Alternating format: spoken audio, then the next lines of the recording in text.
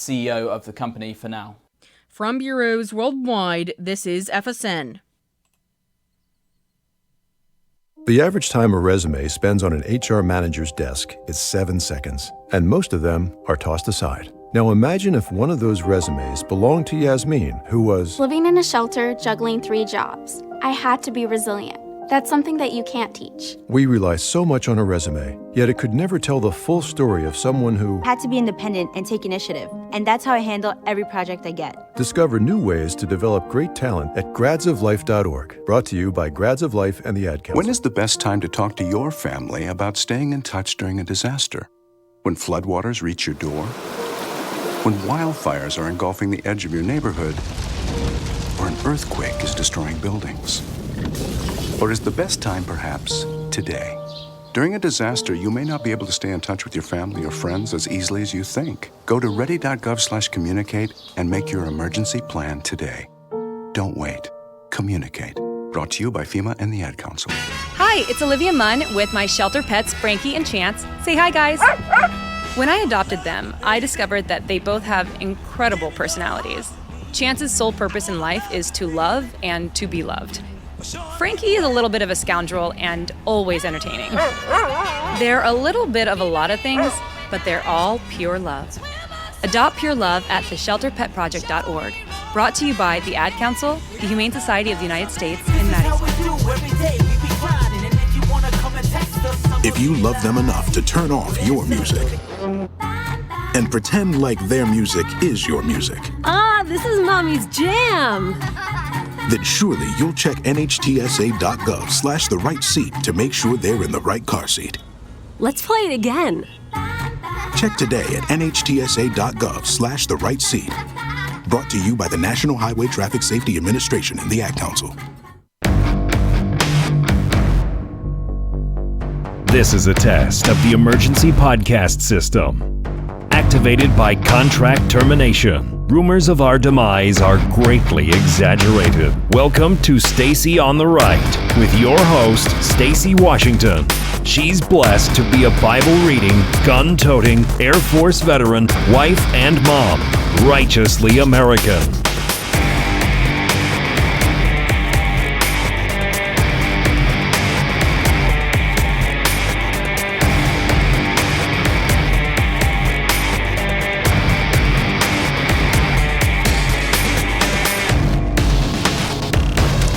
Yo, what's up? You might have missed us yesterday because we weren't live streaming here because my equipment was like, you think you're coming back? No, you're not. And so I had to rebuke it like Satan in Jesus' name. And here I am today. Hey, everybody. Welcome to the show. If you have not yet done the prerequisite activity, which is sharing the show, then please, please, please make that happen. Share the show. That means just posting a link to listen.stacyontheright.com on your Facebook page or on your Twitter feed or on your Instagram or whatever it is that you feel like you want to share it on. If you're a Tumblr person or any one of those other social media sites, you know, let's get this thing out there. If you missed the show yesterday, you can find the podcast from it because we had limited streaming. So the podcast is actually at listen.stacyontheright.com. And I am so grateful to be back here with you. And there's so much going on. So first off, I want to share with you that I just was tapped to be one of the fill-in hosts for Sirius XM Patriot 125. So I'll be filling in for all of my buddies over there, Andrew Wilkow, David Webb, the Breitbart peeps, everybody over there. They're all my peeps. These are all my bestest buddies. And some of them I filled in for in the past. Some of them I've just been on their show, and some of them we have not yet linked up in this way. So we'll be doing that. And I'm excited about it. And that's one of the announcements that I teased a bit ago. I said, hey, I got something to share, but I couldn't really share it right away. So one of the things that I had to share is that they've asked me to do it. And I said yes. And I signed a little contract to that effect. And so I'll be doing some filling in on Sirius. And let me tell you something. I can't wait to get my buns in the jet seat and you know, get ready to start broadcasting for Sirius XM. I can't wait to do it. Here's a heads up. I'm going to do it right here from this studio. Those equipment purchases and all of that I was going through over the summer, and I was wondering what's going to happen. How's this going to work? Well, God has answered. And I don't think that's the end of it. And that's not the end of the announcements. I have another announcement that I'm going to make, and that'll be the first week of October. I'm going to share something super cool with you. And so all I ask is that you just hang in with me, stick with me. Remember that we don't know how things work out. We just have to keep putting one foot in front of the other. And I know there's some people who are a part of the listening audience who have been totally kind of blindsided by work situations the way I was, and it gets discouraging and you get a little bit down, but I'm here to continue to encourage you. Don't let the way things look dictate how you feel. Your energy level may wane, but don't give up. Just keep working. So I was really blessed to get that offer, and of course I jumped on it. You know how much I appreciate the friendship of David Webb, and especially Andrew Wilkow, who has just been he's been, that buddy that you need to go arm in arm when you have something going on at your work. He's been there, and it's been amazing. So you might be wondering, what does she mean she's going to talk about why blacks should vote for Trump? Well, I'm telling you why. I'm going to tell you why, and I'm telling you exactly what. The fact is that President Trump is up for re-election. He's going to be the Republican nominee. And that means that people in this country, people in America, are going to have to make a decision about who they want to elect to be the president of the United States for 4 years. And this happens every 4 years. And every time it comes around, y'all will notice that I come out pretty strong for the Republican. Now, there have been times past, if you've been around for a while, you've seen me come out with my teeth gritted and my mean, angry, I smell a stinky diaper face. When it was Mitt Romney, he wasn't my guy. I actually spent so much time tearing him down that people were begging me to stop because they knew the handwriting was on the wall. I just hadn't accepted it that he was going to be the nominee. It was the same thing for McCain. He wasn't my guy. I was all about me some Sarah Palin, but I was not for John McCain. He was the nominee. You see where that got us. So this is one of the few times I was pretty excited about George Bush's second term. We can argue about whether or not that went really well, but the fact is I was for him. I phone banked for him. And this is one of the first times in my adult life where I can say I'm all in for a candidate. 110%. And that's how I feel about President Trump's candidacy for next year. And so this is going to be a topic that we come back to over and over again. But today is my first foray into it. And so I want to start off with, before I launch off into everything that I have for you, because I have some stats, some data, all that good stuff. But first we have to have I love it when I have a special word from someone interesting. And Charles Barkley is really interesting. So I want you to listen to Charles Barkley. He's going to tell us something that we all should be cognizant of.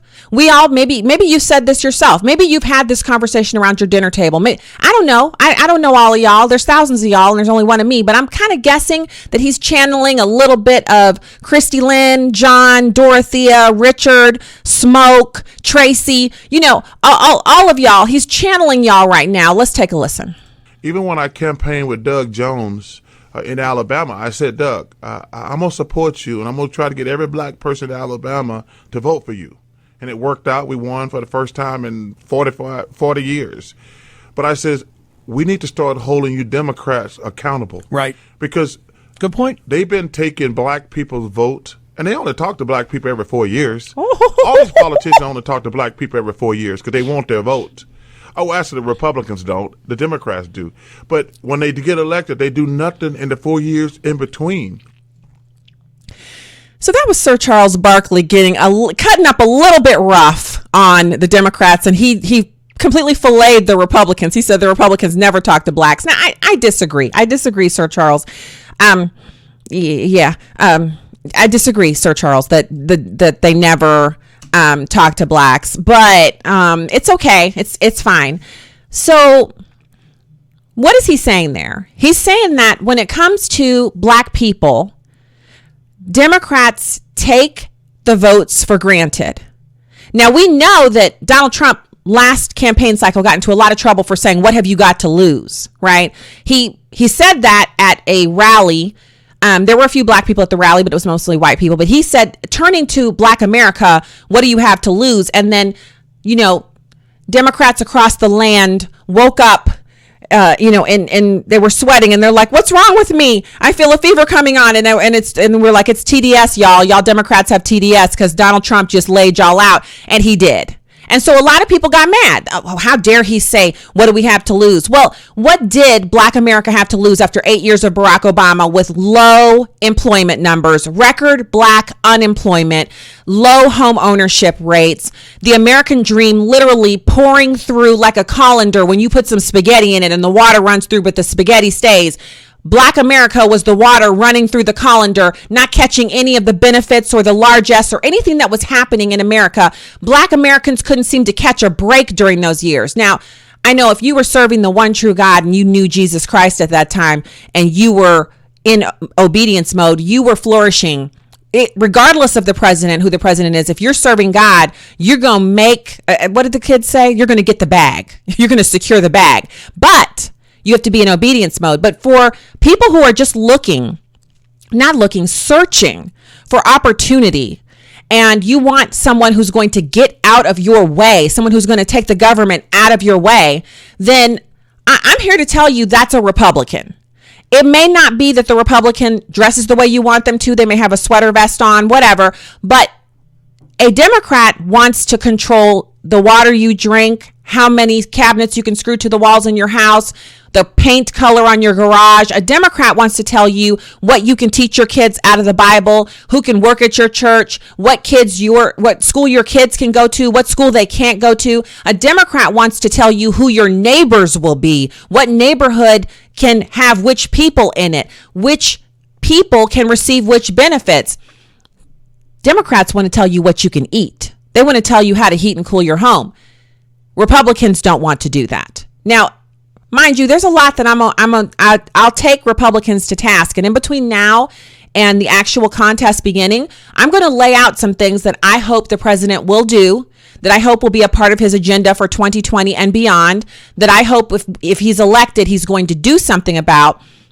But as we begin to work our way down why Blacks should vote for Trump, I want you to keep in mind that it's as much for what Republicans won't do as it is for what they will do. As it is with Democrats, what they want to do to you is so much worse than any amount of time they're willing to leave you alone that you have to, that's why I keep bringing it up. What do you have to lose? Well, let's change that now, right here, September 24th, 2:15 p.m. Central Time. The question for Black America from President Trump and anyone who's talking to Black America about what you should vote, who you should vote for, how you should vote. It's not what do you have to lose. It's, wow, you have a lot to lose. Because now Blacks are employed at rates that haven't been seen in 60 years. Black unemployment is at a 17-year low. It's also the same for Hispanic unemployment and Asian unemployment. If you're a minority in America, even white unemployment is at record lows. But that's not all. There's so much more. Now, there's been many times where people have messaged me and said, why don't you have Candace Owens on the show? And I have reached out many times to have her on the show. I've not been able to secure an interview with her. Now, let's face it. She's the hottest name in conservative politics right now. It's not a shock to me that I'm not able to get her on the show. It's the same as me saying I want to interview Donald Trump. I believe it will happen, but not so far. So what's next best to that? Well, she testified before Congress on Friday, and this is a part of our conversation about why Blacks should vote for Trump. Now, I'm not going to lie. Some of the stuff she's talking about, I've been talking about it for the past 6 or 7 years, but I've never been given the opportunity to talk about it to Congress. So I give much respect to Candace Owens for being able to take a message that so many of us Black conservatives have been trumpeting, and for her to take it straight to the halls of Congress, and for her to sit there calmly and succinctly and to say it straight to the faces of the Democrats who are continuing their reign of terror over Black America. So I want you to hear what she has to say. And it's probably going to take us right up to, like, we'll have just a little bit before the break. And I might even tuck back into it again next segment. But why should Blacks vote for Trump? What do you have to lose, or how much can you lose? Well, take a listen to Candace Owens. And I want to first start off by saying that white supremacy is indeed real. But despite the media's obsessive coverage of it, it represents an isolated, uncoordinated, and fringe occurrence within America. It's a fringe occurrence that is being used, in my opinion, by Democrats to scare Americans into giving up their votes to a party that can no longer win based on simple ideas, which is why we're seeing so many of these hearings back to back, despite other threats that are facing this nation. I want to reiterate that point. White supremacy is real, just as racism is real, but neither of these ideologies are real in this room. They have become mechanisms for the left to continue to call these hearings and to distract from much bigger issues that are facing this country and which threaten minorities. Much bigger issues that they are responsible for. White nationalism sounds a lot better as a threat than father absence. When are we going to call a hearing on the 74% of single motherhood rate in Black America today? My guess is probably never. Since Democrats are the author of that epidemic, which leaves us, Black Americans, 20 times more likely to end up in prison, 9 times more likely to drop out of high school, and 5 times more likely to lead a life in poverty and to commit crime. White nationalism also sounds a lot better than illiteracy rates. I'm assuming we're never going to call a hearing on that, which is a real epidemic that is facing Black Americans and minority Americans today.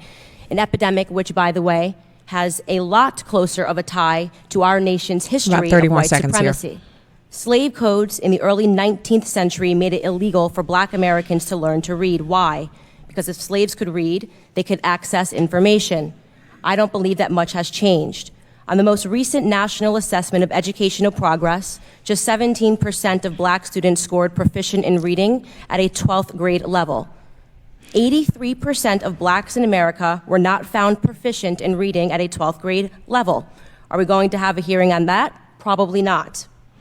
So this is Candace Owens speaking to Congress. They had a hearing on white supremacy, and she strolled up in there with her young little self and laid them out. You hear the utter silence while she's talking, no objections, nobody has anything to say, because she's quoting statistics that were first codified into reality by Thomas Sowell, Dr. Thomas Sowell, Dr. Walter E. Williams, and Star Parker have been trumpeting this for decades, that Black America is being left behind, and Democrats are doing nothing about it, because who's in charge of the inner cities in America? Democrats. Who is ruling over public education, especially in inner cities? Democrats. Who are the ones who are blocking any efforts to make welfare harder to access so that able-bodied Americans will actually use the labor and the sweat of their brow to care for themselves and their children, making them more responsible? Democrats. They're the ones standing in the front of all that. So if you're wondering why should you vote for President Trump, because he's changing those numbers, he's changing the outlook and the aspect of the amount of achievement that Americans can access regardless of their skin color. He's doing that. Democrats aren't. We'll have more for you when we get back. Stay right there.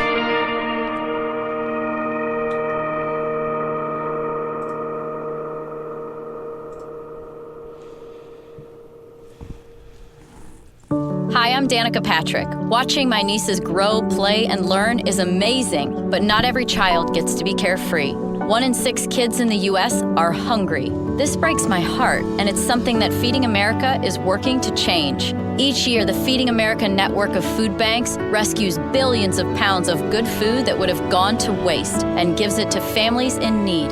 To help, visit feedingamerica.org. Brought to you by Feeding America and the Ad Council.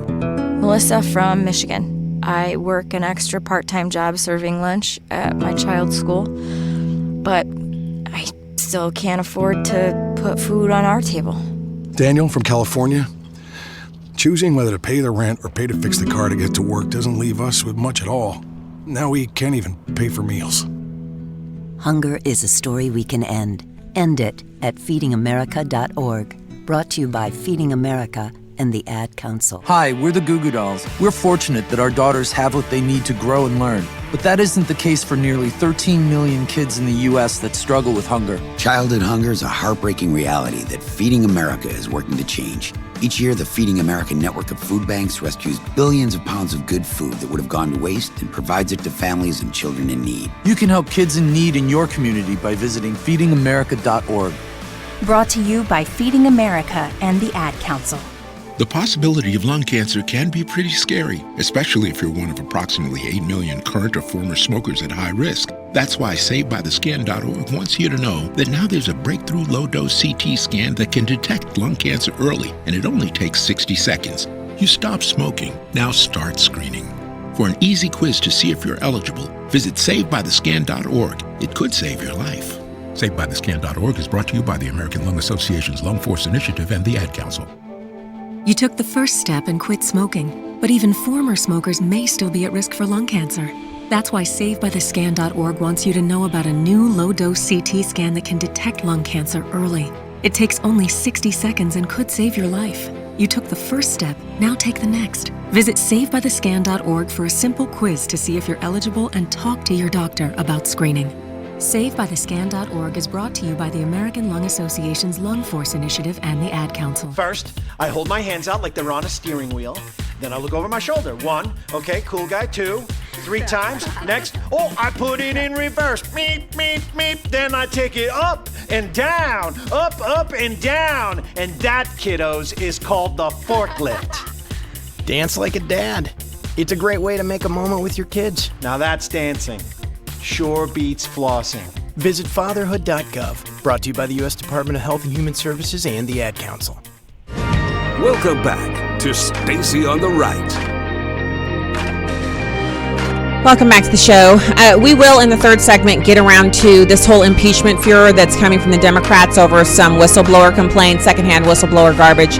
I'll talk to you about that. And I will also just touch on the story with the little girl from Europe. I guess she's Swedish. And the comments about Michael Knowles being told he'll no longer be a guest on Fox News because he said she's mentally ill. We'll delve into that in the third segment. Right now, I want to get back to the information about blacks in America voting for Donald Trump. Should you not? And this is relevant information for every American, but I'm specifically addressing permanently tanned Americans because this is a voter bloc that is being ignored by Democrats. And polls show that blacks in America know that this is the truth. A new survey of 30,000 black voters finds that black communities feel ignored by Democrats. This is not a conservative Fox News or Rasmussen poll. This is a poll done by statisticians Black Census Project, not a right-leaning organization. They reached out to blacks across the country using different methodologies to find out, do you feel heard? Do you feel as if your vote is being courted? And they don't. And I say they because I know my vote is being courted. I get the mailers. I listen to the ads on different sites. I see the targeting that's done to me on YouTube and by all of the search engines and everything, even Instagram. I know I'm being targeted by the Republicans because I've voted in the past. They have my voting record. I'm on the frequent voter rolls, and they know that they want me to turn out. I know I'm being courted. I happen to be permanently tanned. But is the issue whether or not you're black, or is the issue that black Americans on the whole know that Democrats take their vote for granted? And so, look, you can have any good reason in the world why you feel Democrats are better for America. And that's another program. Don't think I'm going to leave it hanging. We're going to cover every bit of this. I'm going to have the Democratic Party platform and the Republican Party platform side by side, and I'm going to go down them on the program, the bullet point list of what these major party planks are, and I'm going to break down which of them is good for black Americans and which are bad from both sides. So you're talking about Republican and Democratic side. Because I can read, and I am not so partisan that I can't understand that Democrats feel like they have something to offer Americans. Of course they do. Now it's power seeking and it goes against what God's word says, but I can understand why they think it's good for America. And I'm going to go down it bullet point by bullet point. And then when I've done that, you decide whether you're black or white or, whatever. You decide which of these party platforms sounds like something that is going to benefit you and your family. But I can tell you, if the plane is already off the ground, cruising at 30,000 feet, and we're talking about a pilot change, that pilot had better be able to walk on water and do a whole lot of other really seriously miraculous things if I'm going to want to change pilots mid-flight. And that's where we are right now. 4 years in, we're 3.5 years in, but this time next year will be 4 years in to the Trump presidency, and the economy is going well. But despite Bill Maher and HBO's desire for us to be in a recession, our foreign policy is going well. Despite the lies of the mainstream media, our country is on the right track. And down the line, the metrics show that Americans are making more money, saving more money, spending more money. And beyond that, they have the freedom to exercise their religious faith, choose educational options, vacation, and simply live according to what the Constitution protects. So let's unpack this here for just 1 second. This Black Census Project survey aims to map out what black life in America looks like by highlighting the nuances and distinctions among black Americans. And This project, the Black Census Project, focuses on Black communities that are often left out of mainstream polling. So people under the age of 45, people who've immigrated into the country lawfully, people who are practicing alternative lifestyle sexually, and those who are currently or formerly incarcerated. And out of this first set of survey results, guess what? All of those different constituency groups who happen to be permanently tanned feel as if the Democrats simply do not speak to them. Blacks are heavily engaged in politics, not heavily courted by Democrats. Yes, they have rallies. Yes, they have little things they do on MSNBC and CNN. Yes, they talk about Black issues at the debates on, the left-leaning organizations that host the debates for the Democratic candidates. But these people are talking about something different, not a photo op. Black Americans are not looking for another picture that they can have made into a t-shirt. Black Americans are not looking for a regurgitation of the same policies that have brought malaise and malcontent and non-performance to the Black community for the past decades. And I want to be clear here that there is in no way, shape, or form a day, time, place, or existence in which I would say that the president or Congress or anybody else is responsible for the Black out-of-wedlock birth rate that Candace Owens was talking about, the lack of educational attainment that she mentioned, that so many have written about. It's not a politician's job to make sure that you don't get yourself pregnant for the fourth or fifth time by a fourth or fifth baby daddy. It is not a politician's job to decide whether or not you are planning on going out this weekend and accidentally, quote fingers, impregnating somebody that you barely know just because, sex feels good. Yay! That's not a politician's job.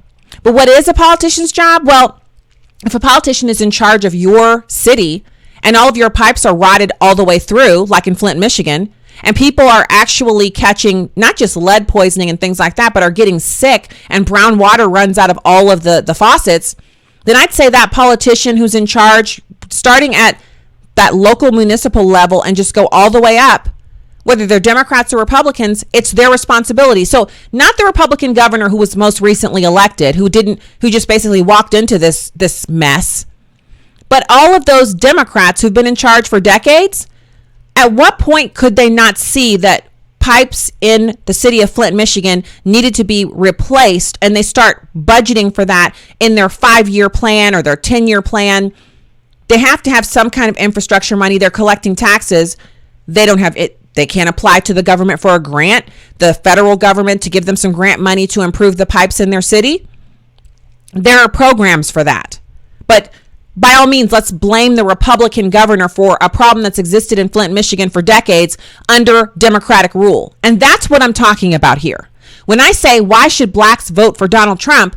Well, what have you gotten out of voting for Democrats so far? And it's not just Flint, Michigan. Come right here to the city that I live in the suburbs of, St. Louis. The educational outcomes there are abysmal. Democrats are in charge. They have a surplus right now because their mayor is holding back money that should go to the police for making safer neighborhoods. She's holding that money back so she can give the appearance of financial success to make herself look good. Beans on all the people who don't have enough police officers on the street to keep them safe. Gun control, they're all about it. And the year before last, they tried to make St. Louis City a sanctuary city to attract illegal aliens. The state legislature had to step in and stop it so that we wouldn't become a magnet for illegal aliens who will come here and rape people and kill people. Look at Maryland. Before you get mad at me for telling the truth, look at what's happening to the county in Maryland that just declared sanctuary status over the summer. And less than 6 weeks into that, they've had 7 rapes by illegal aliens, 7 sexual assaults. Please tell the women who were sexually assaulted why having a sanctuary city designation is more important than them not being raped. I'll wait. So this reflection, to get back to this Black Census article here and the poll that they did, this shows that Black Americans know they're not being spoken to by the Democrats. And the question is, let's just talk retail politics for a second. If you want to be courted by anyone for anything, whether it's jobs, but specifically here we're talking about your vote, you have to at least give off the impression that you're willing to vote for either side. Black America doesn't get as much get out the vote dollars per capita from the Republicans as they could because they're not willing to vote for Republicans. In poll after poll after poll, Black Americans say, I won't vote for the Republican because all Republicans are racist. So Republicans are like, well, you know, if we're going to spend $100 million on get out the vote efforts, we might as well pour it into the Hispanic community because that's a growing community. They have a lower abortion rate, lower incarceration rate than blacks, and they're streaming into the country as illegals and legals by the droves. So why not go for a constituency that at least is willing to vote for you? Now, it's true that the left has been able to convince Hispanic Americans, some of them, that Republicans are all racist, but huge numbers of Hispanic Americans from every Hispanic country, we're just not just Cubans, have also seen that when Republicans are in charge, their streets are safer, they have lower taxes, or if their taxes are higher, they also have corresponding home values and property values, and their schools are better. So they're willing to vote for Republicans and give them an opportunity. And that's what I'm talking about here with Black America. It's not that I'm saying every American who happens to be permanently tan should vote for Republicans lock, stock, and barrel the way 95% of Black Americans have voted in the past for Democrats. I'm saying the only way to get someone to actually try to work for your vote is if that person thinks they can get it. So Black America has to put their vote back into play so the Republicans can earn it.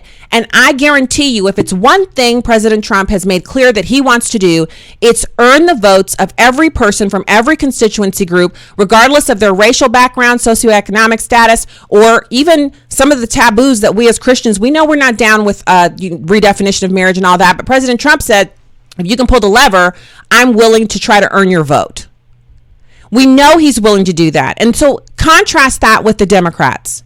They are not willing to earn your vote. They're not willing to give Black Americans school choice so they can get their kids out of these hellholes with the big metal detectors at the doors and kids getting shot, not just in school, but on school grounds and on the weekends playing basketball or laying on their bed doing homework. Black kids getting shot up, and Democrats are doing nothing.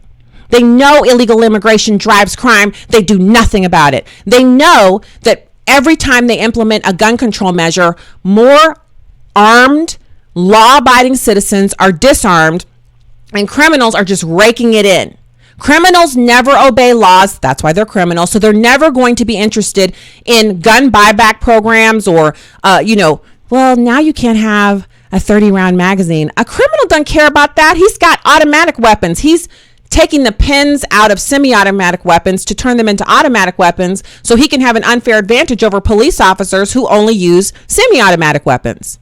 They want to rule their drug turf. They're fighting with MS-13 from out of town. These are people who shouldn't be in the country at all. They're increasing the number of homicides on the streets of cities like St. Louis and Baltimore and Chicago. And what are Democrats doing about it? So the question has to go back to, who cares about race when we're talking about whether or not your child is sleeping in their bed or in a bathtub because there's gunfire ringing out every night? If it were about racism, all you would have to do is say Republicans are racist, Democrats are not, I'm voting for Democrats, and everything would be hunky-dory. Has that happened yet?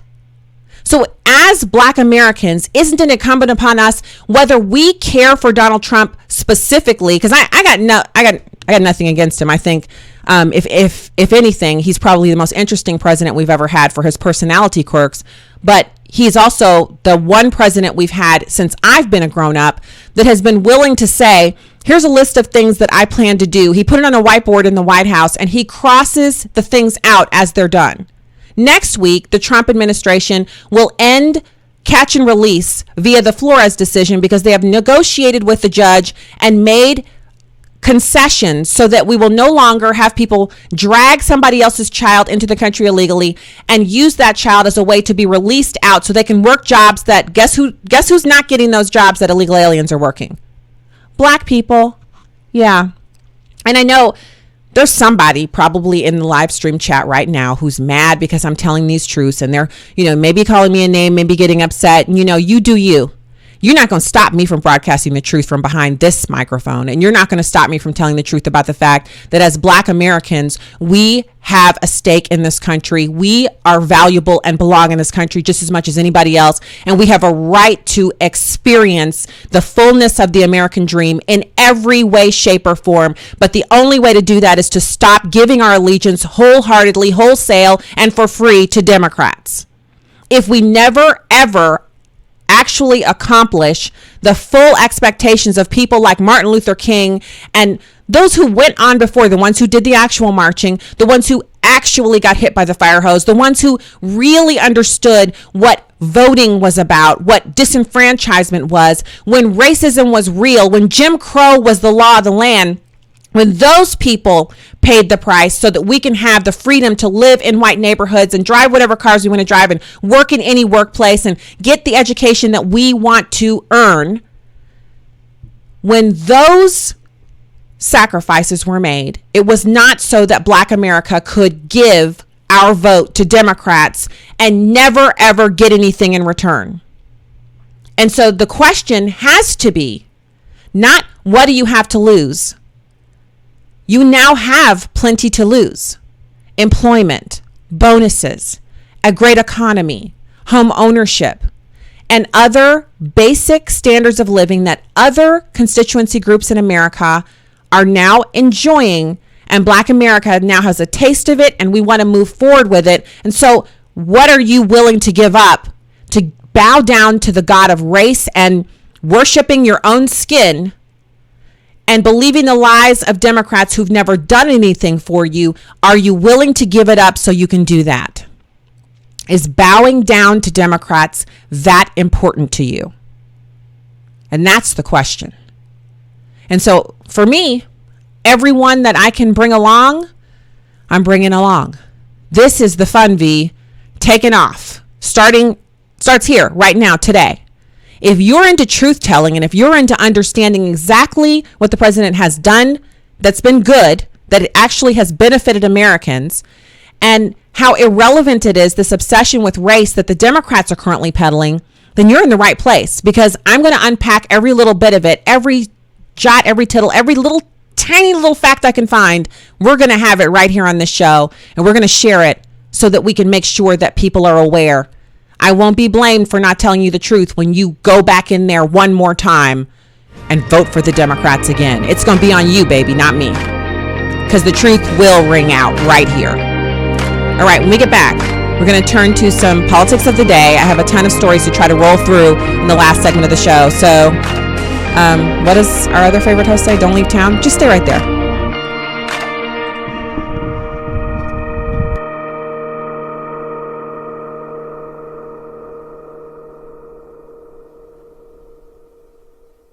Hi, everyone. Al Roker here. As a guy with his own catchphrase, I appreciate that after 75 years, Smokey's only said, "Only you can prevent wildfires." But I'm filling in because there's a lot more to report.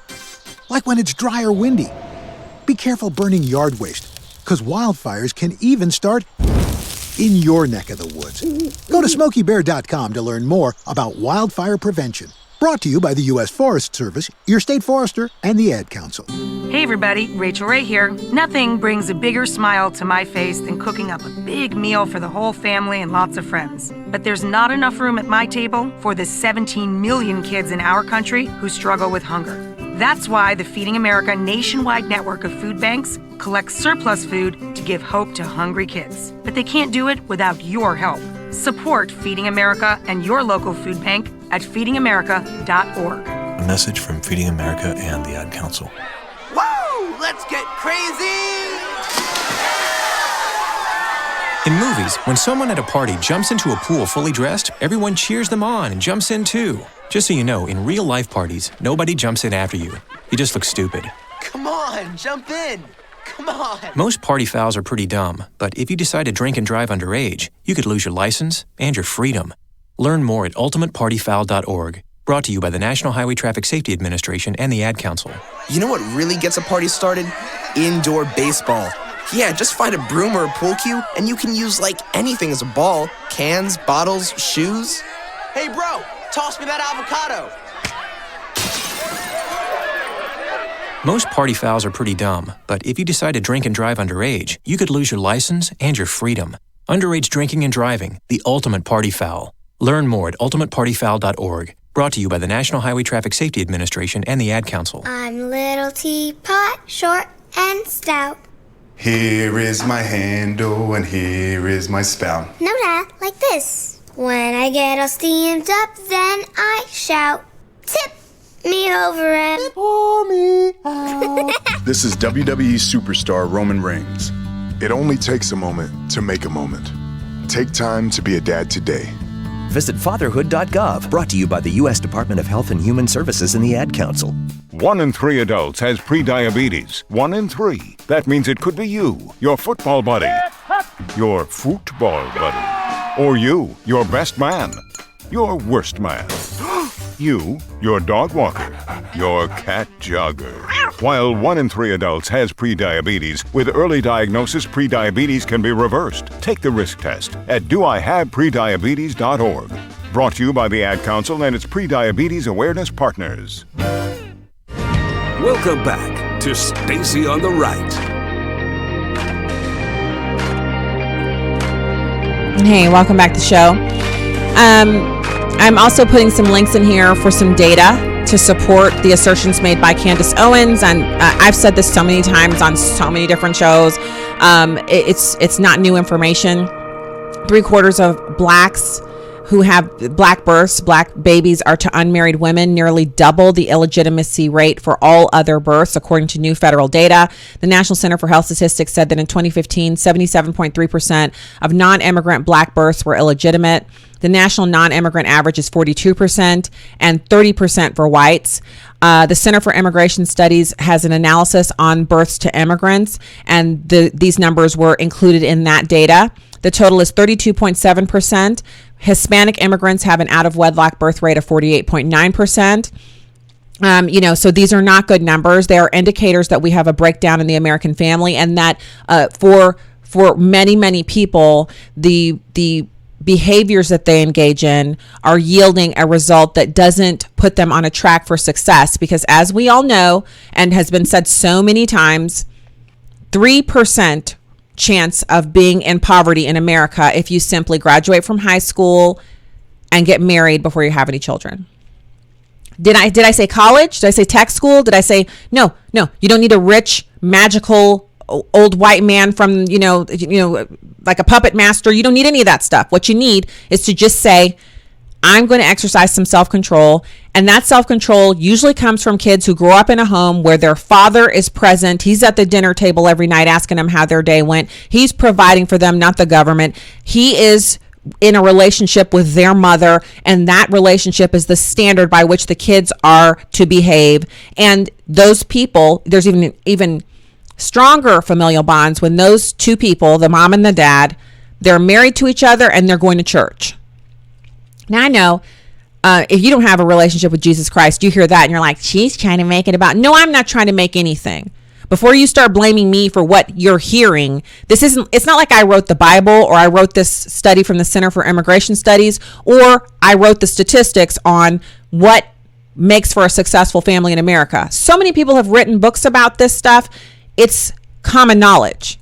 Getting mad at me doesn't change the truth. It's the same as if I said, I'm 20 years old and I can still run, a 7-minute mile. Well, facts are going to prove that wrong.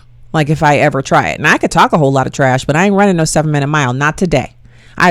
It's on the horizon. I'm sure I'll get there, but I'm not doing it today. And I will never be 20 again. So I can believe anything I want.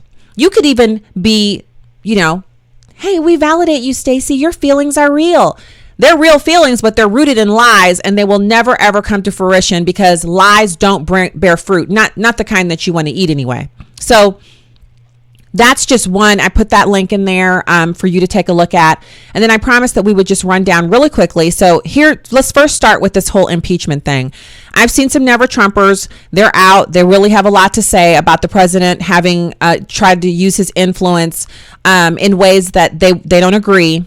But impeachment is for abuse of power, for law breaking by the president. We do not have quantifiable evidence that this has occurred with President Trump. That's number one. Number two, an impeachment hearing would be a prolonged commercial for the Democrats to show that President Trump is incompetent or unable to go on and serve out a second term.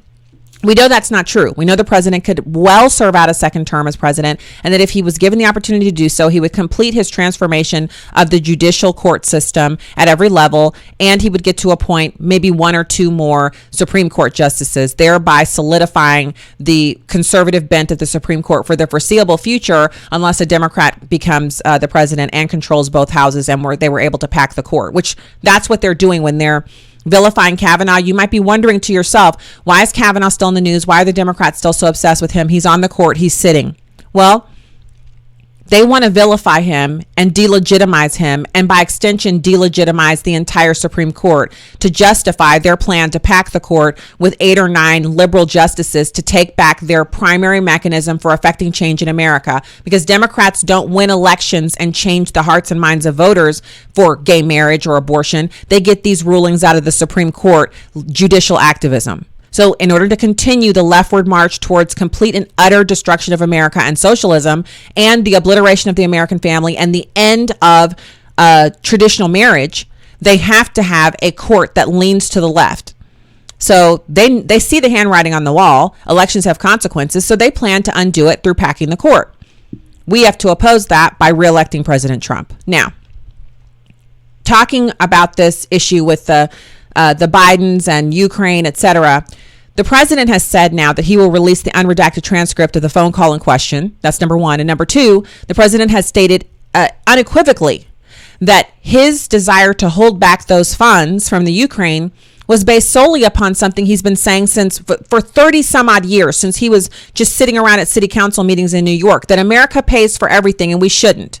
We shouldn't pay all of the freight for the Ukraine to remain the barrier between an advancing and ascendant Soviet Union. However, and they're Russia now. They're not the Soviet Union, but they still, in their hearts, they're still the Soviet Union. They still want the Ukraine back, and they want to be breathing down the necks of Western Europe on the edge, which, if they were able to take the Ukraine back, that's what they would be able to do. That's why they took control of one of the ports there. They won it. Why does America have to foot the bill for keeping the Soviet Union off the necks of Europe? Why doesn't Germany pay the freight? Why don't other Western nations in Europe pay the freight? That's what this is about.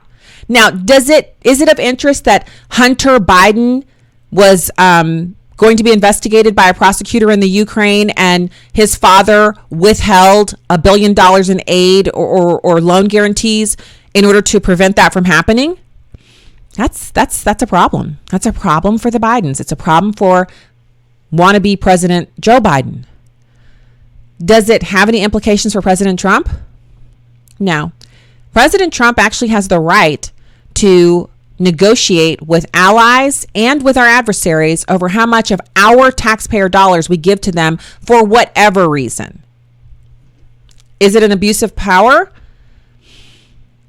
I don't see it. But I'm not a lawyer and I don't play one on TV. But as I see this right now, this is kind of backfiring in the faces of the Democrats, because instead of just having a solid, clean double tap to President Trump, they have actually double tapped their own nominee. Biden is hurting because of the revelations that are coming to light, because they decided to play this hand. We'll see what happens. So then I mentioned also the story about Michael Knowles going on Fox News. He's a Daily Wire host, and he was on Fox News last night. He was talking about Greta Thunberg. If you've not heard her emotional, it was like the best acting job we've seen in a long time from a 16-year-old girl. I could have pulled some audio to play it for you, but I've listened to it like 4 times, and it's just so annoying to listen to this 16-year-old girl who she honestly can barely keep herself clean, let alone try to tell all of us grown folks how we're supposed to do our business. And she comes from a foreign country to America to try to lecture us on what we're going to do. I'm sorry, what? Who is she? So the assertion made by Michael Knowles on TV last night was that she's mentally ill. Now, Greta Thunberg has said many times on her own Twitter feed that she suffers from OCD. And wait, let me give you the other things. It's quite a few things. She suffers from OCD. She also has Asperger's, and she's under psychiatric care. She said that. So Michael Knowles said, why are we listening to some mentally ill Swedish kid? And the person who was on with him, his name's Christopher Hahn. He's a Democrat. He basically just riled things up. So what I'm hoping you'll remember from this is two things. First of all, why do the Democrats constantly use children to advance their unpopular messages like gun control? The kids, the group of kids that have been running around doing the gun control, David Hogg and all them. And now you have Greta Thunberg coming over here trying to advance a message of climate change and wealth redistribution and Americans going without air conditioning so all of our old people can die. Because if they put a kid out there, even a 16-year-old kid, which Democrats want 16-year-olds to vote. So you tell me, which is it, Democrats? Is she a kid or is she a voting age adult? Whatever. They want to have the right to put these messages out of the mouths of kids. And then when you criticize the message coming from that kid or the kid himself or herself, then they can shut you down the way this guy tried to shut down Michael Knowles. Now, Fox News caved and issued an apology and said they won't be having Michael Knowles back, which just makes me wonder who is in charge over there at Fox. Why are we unable to present an opinion?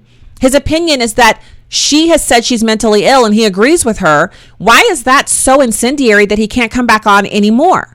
And also, why is this Democrat given the credence of being able to tell him what he can and can't say on television?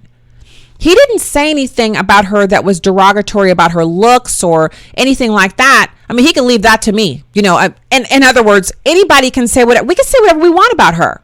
She's made herself a public figure.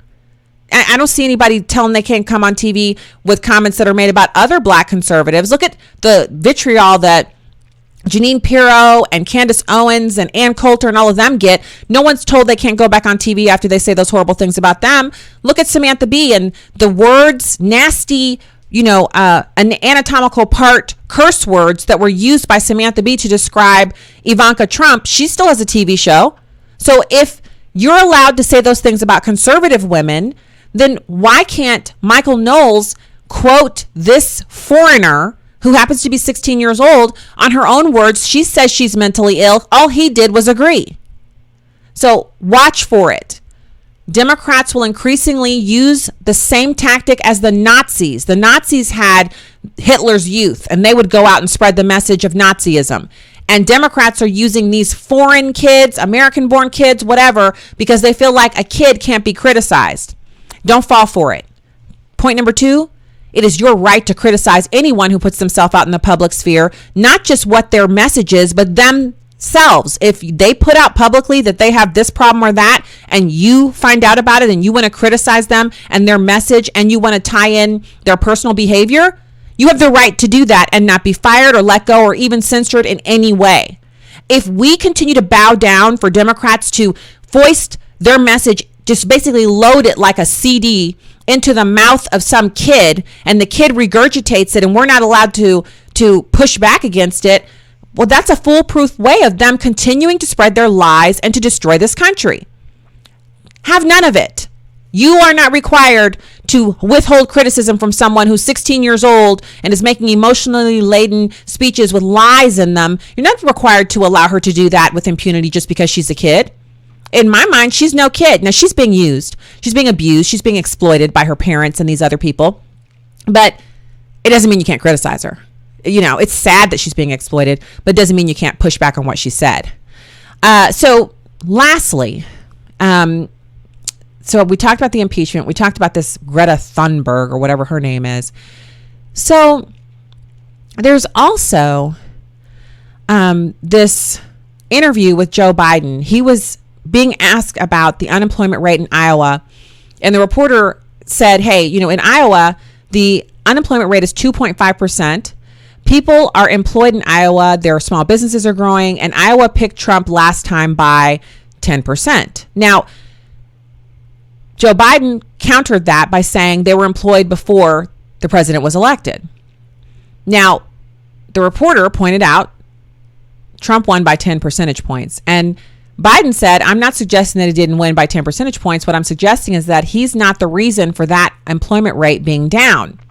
Now, this is a typical tactic by Democrats to ignore empirical evidence that shows that President Trump's tax cut, the business tax cut, and the reduction in regulation spurred the economy on to heights that have enabled Americans at every strata to be employed.